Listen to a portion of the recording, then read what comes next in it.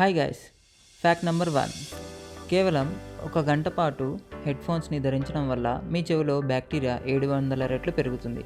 మీ హెడ్ఫోన్లను ధరించినప్పుడు సహజమైన గాలి నుండి మీ చెవులను కప్పుకోండి. ఇది ఒక గంటలో బ్యాక్టీరియా ఉత్పత్తిని 700% పెంచుతుంది. మీ కర్ణబేరి అంత పరిమాణంలో బ్యాక్టీరియా ప్రవాహాన్ని భరించదు, కాబట్టి ఇది దీర్ఘకాలంలో నొప్పి లేదా వినికిడి లోపం ద్వారా స్పందించడం ప్రారంభిస్తుంది. Fact number 2.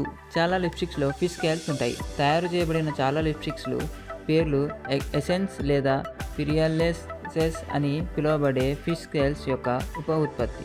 ఎందుకంటే చేప పులుసులను మెరిసేలా చేసే అంశాలు ఒకరి పెదాలను కూడా మెరిసేలా చేస్తాయి. పెరలెస్ అనేది వాణిజ్యపరంగా చేపలు పట్టే హెరింగ్ నుండి వస్తుంది.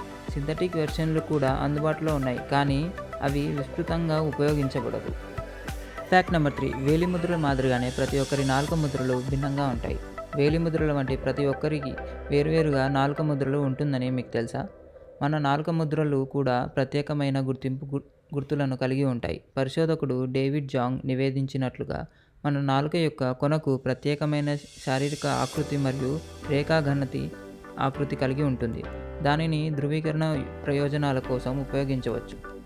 Fact number 4. అర్జెంటీనా మొట్టమొదటి యానిమేషన్ చలనచిత్రాన్ని నిర్మించింది. మీరు డిస్నీ చరిత్రలో బాగా ప్రావీణ్యం కలిగి ఉన్నప్పటికీ 1937లో వాల్ట్ డిస్నీ ప్రొడక్షన్ అయిన snow white and the 7 dwarfs మొదటి యానిమేటెడ్ ఫీచర్ ఫిలింని గుర్తింపు పొందిందని మీరు అనుకోవచ్చు.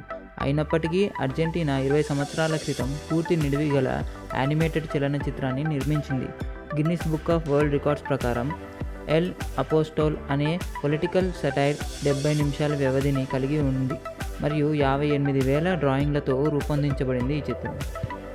Fact number 5. మీకు జపాన్ గురించి తెలుసా? జపాన్లో ప్రతి 40 మందికి ఒక వెండింగ్ మిషన్ ఉంది. ప్రతి 40 మంది వ్యక్తులకు ఒక వెండింగ్ మిషన్తో జపాన్ మొత్తం ప్రపంచంలోనే అత్యధిక సంఖ్యలో వెండింగ్ మిషన్లను కలిగి ఉన్న దేశంగా పరిగణించబడుతుంది.